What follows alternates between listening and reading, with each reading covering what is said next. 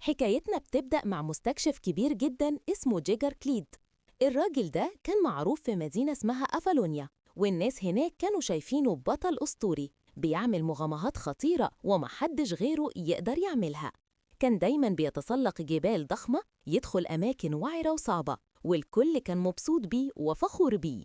الزمن عدى وجيجر خلف ولد سماه سيرتر. كان نفسه ابنه يطلع زيه مستكشف مغوار، وفعلا كان بياخده معاه هو والفريق بتاعه في رحلاته الاستكشافية. وفي رحلة من الرحلات كان معاهم سيرتر وهو لسه صغير. فجأة حصل انهيار جليدي والواد كان هيقع ويموت، لكن جيجر لحقه وأنقذه في آخر لحظة. بعد الموقف ده سيرتر شاف نباتات منورة غريبة جدا اسمها باندو وعجبته قوي، وقال لأبوه بابا خليني أفضل هنا أدرس النباتات دي. جيجر وقتها اتضايق جدا وقال له أنت مستكشف يا سيرتر مش مزارع، مش هينفع تسيبنا هنا، احنا لازم نكمل الرحلة ونشوف ايه اللي ورا الجبل الضخم ده. لكن الولد أصر وقال انا عايز استكشف النباتات دي. الجدال بينهم كبر وسيرتشر كان ثابت على رأيه. ساعتها كاليستو واحدة من فريق جيجر حاولت تهدي الوضع وقالت لجيجر سيب ابنك يختار اللي بيحبه، حتى لو مش مستكشف زيك ممكن يبقى مستكشف في مجال النباتات ويفيد الناس بحاجة جديدة. لكن جيجر ما عجبوش الكلام خالص وزعل جدا، قرر يسيبهم ويمشي لوحده وقال لهم كملوا انتوا، انا هروح ورا الجبل لوحدي. وفعلا انفصل عن الفريق ومحدش شافه تاني. من اليوم ده عدت السنين بالظبط 25 سنة. سيرتشر كبر وبقى راجل، دلوقتي عايش مع مراته ميريديان وابنه إيثان وكلبهم المخلص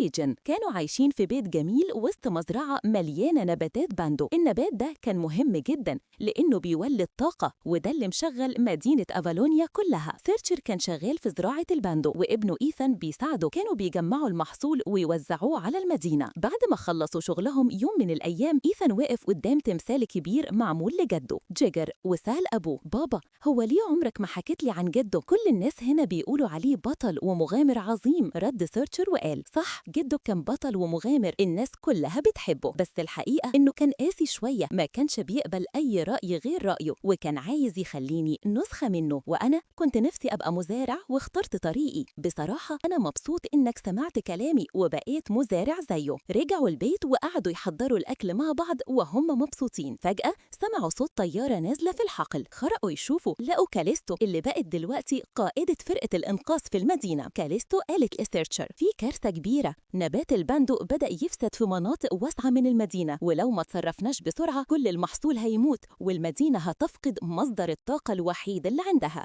سيرتشر في الأول رفض وقال أنا مجرد مزارع مش هعرف أعمل حاجة، لكن كاليستو فضلت تقنعه وقالت له أنت اللي اكتشفت نباتات البندو زمان، يعني أنت أكتر واحد فاهمه وقادر ينقذه. بعد إصرارها سيرتشر وافق وقال ماشي أنا هاجي، لكنه أوصى مراته وابنه خليكم هنا في البيت، الرحلة دي خطيرة جدا ومش هطمن عليكم لو جيتوا معايا. سيرتشر ودعهم وركب الطيارة مع كاليستو، وهي عرفته على طاقم الطيارة وقالت له الرحلة دي مش سهلة، احنا رايحين مكان مجهول تماما ومش عارفين هنواجه ايه. لكن فجأة وهم في الجو سمعوا صوت طيارة تانية بتقرب. سيرتشر بص لقى مراته ميريديان، قالت له أنا كنت ماشية وراكم من بدري وبشاور لكم بس أنتوا ما شفتونيش، وبالمناسبة ابنك إيثان اتسلل على الطيارة من غير ما حد ياخد باله وهو دلوقتي معانا. دار سيرتشر بسرعة وفعلا لقى إيثان مستخبي هو والكلب ليجن. إيثان قال له أنا جيت علشان أشاركك المغامرة دي.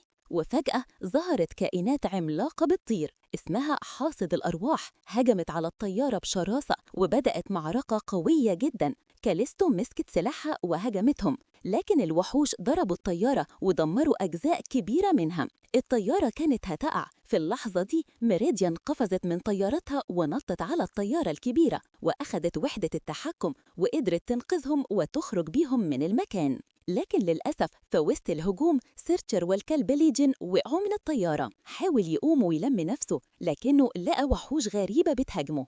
الكائنات كانت شكلها مرعب جدا وهو مش قادر يتصرف. وفجأة ظهر راجل مجهول معاه قاذف لهب وابتدى يحرق الوحوش دي وينقذ سيرتشر والكلب.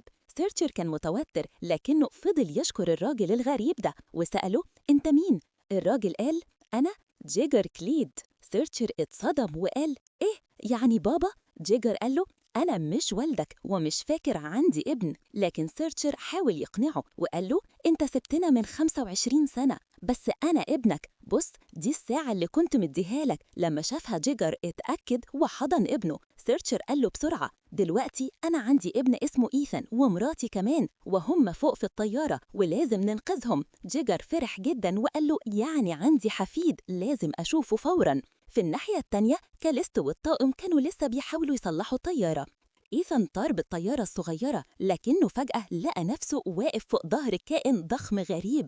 الكائن رماه فالطيارة وقعت، وإيثان لقى نفسه في حفرة كبيرة. جوه الحفرة كان في ممر غامق، وإيثان قرر يمشي فيه. فجأة لقى كائن أزرق شكله طري كده زي المطاط مش مؤذي. الولد حب الكائن ده وسماه سبلات، وقرروا يمشوا مع بعض.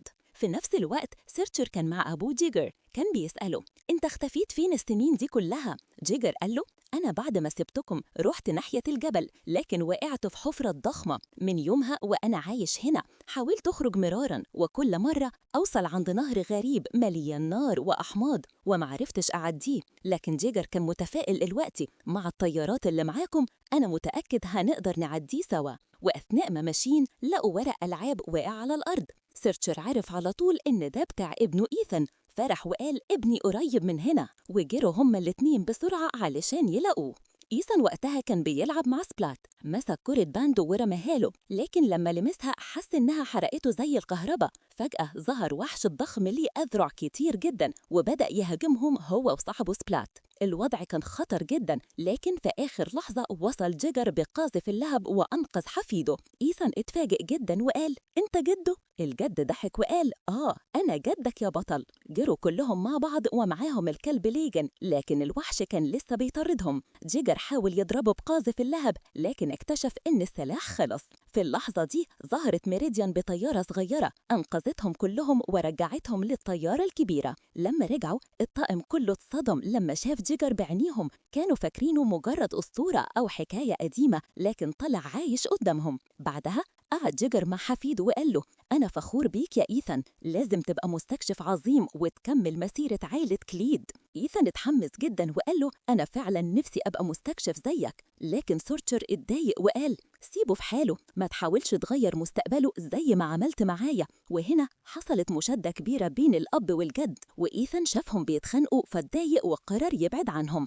في اللحظة دي الطاقم وصل لمنطقة النهر المحترق. النهر كان مليان مواد كيميائية خطيرة جدا، وقالوا مستحيل نعديه. لكن صديقهم الأزرق سبلات جاب أصحابه الكائنات التانية، ووقفوا كلهم تحت الطيارة وشالوا الطيارة وخلوها تعدي فوق النهر بسلام. لكن المفاجأة إن بعد ما عدوا ظهرت كائنات عملاقة تانية برجول ضخمة جدا وبدأت تهاجمهم. جيجر استعمل قاذف اللهب، وكاليستو قاتلت بالسكاكين، وسيرتشر استخدم نباتات البندو ورماهم عليهم، وبالفعل نجحوا يهزموهم. وبعد المعركة جيجر بص لابنه وقال له أنا آسف يا سيرتشر، غلطت لما حاولت أغيرك وتخليني نسخة مني، كان ظالم أسيبك تختار اللي نفسك فيه. سيرتشر اتأثر جدا بالكلام وحس إن والده أخيرا فهمه. إيثان حضن أبوه وجده وقال لهم وأنا هبقى مستكشف بطريقتي أنا. مرت الأيام، مدينة أفالونيا ابتدت تعيش من غير اعتماد كامل على البندو، وابتكروا طرق جديدة للطاقة من غير ما يأذوا الكائن العملاق.